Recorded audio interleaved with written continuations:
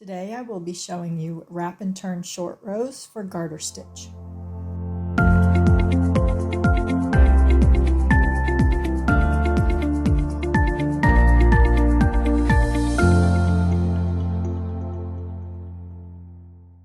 Wrap and turn short rows work really well for garter stitch.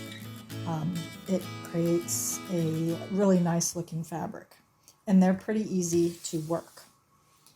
You simply knit to your turning point, and then you slip the next stitch purlwise. You bring the yarn forward, you slip the stitch back purlwise to the left needle, and then turn your work. And you begin simply knitting the rest of the way across. Now you can change the order of these steps.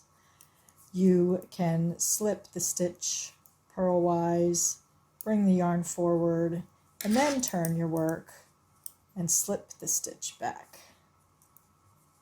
Whichever is easiest and flows better with your knitting style. And then when it comes time to resolve the short row, there really is no resolving. You just knit the stitch. You don't worry about the wrap.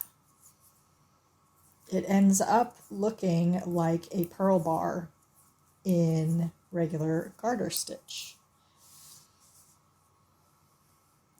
like so. Right there, and right there. And then on these sides, they are right there and right there. So on right side rows, the extra purl bump sits immediately above another purl bump, like so.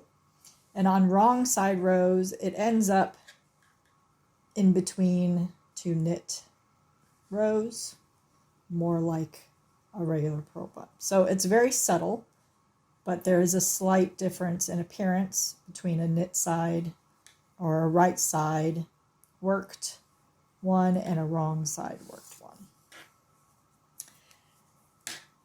The other thing to keep in mind as you work these is to not work that wrap too tightly or too loosely. So I'll work a couple more stitches, and then I slip, I bring the yarn forward, so don't pull this too terribly tightly, but don't have it be too loose either. There's kind of a happy middle.